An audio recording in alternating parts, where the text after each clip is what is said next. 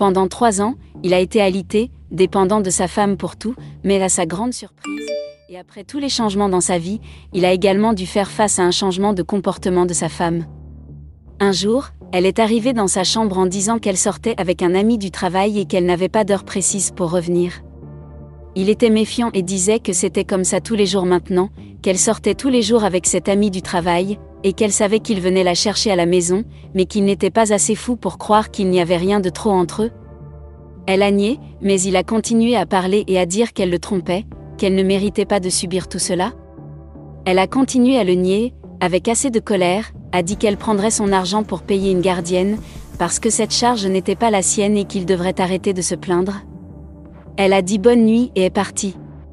Et il est resté là, seul et dévasté par tout ce qu'il venait d'entendre de la part de sa propre femme. Le lendemain, alors qu'elle manipulait son téléphone portable, l'interphone a sonné et elle est sortie pour y répondre. À la porte, une fille demandait si c'était la maison qui avait besoin d'un soignant.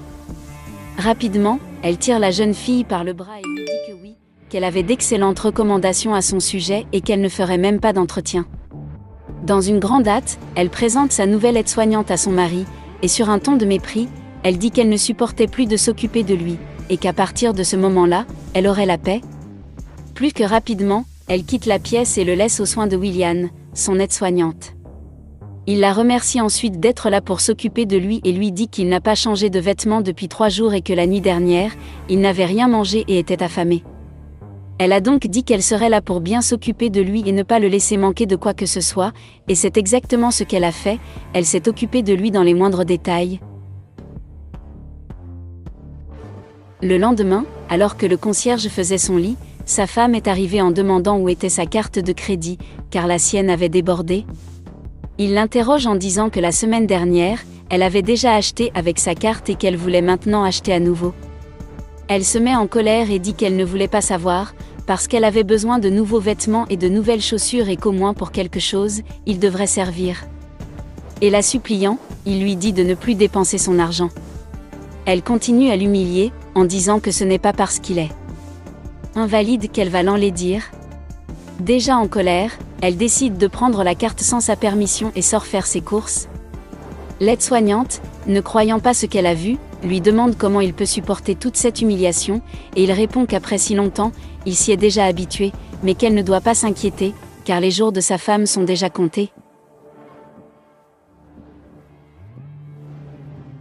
Quelque temps plus tard, il passe un appel et demande à son interlocuteur de bloquer d'urgence toutes ses cartes de crédit.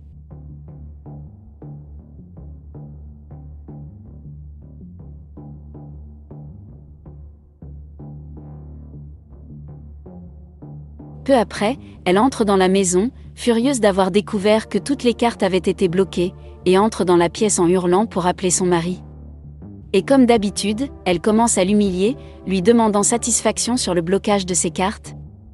Puis il dit qu'à partir de ce moment-là, elle n'utiliserait plus jamais ses cartes. Irritée, elle se moque de sa situation en le traitant d'invalide et en disant qu'il est totalement dépendant d'elle, et que s'il pensait qu'il ne lui donnerait plus d'argent, il se trompait totalement. Il répond que c'est elle qui s'est trompée, et qu'il ne dépendait pas d'elle pour autre chose, après tout il avait déjà trouvé quelqu'un qui lui donnait tout ce dont il avait besoin comme l'affection et l'attention.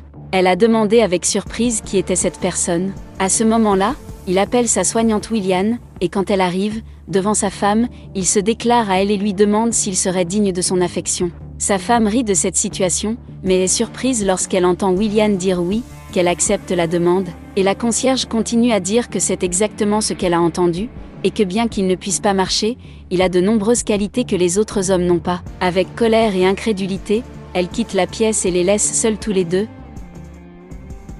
William, lui tenant les mains, lui dit qu'elle prendra toujours soin de lui, et il est ému et dit qu'il est sûr qu'elle prendra bien soin de lui.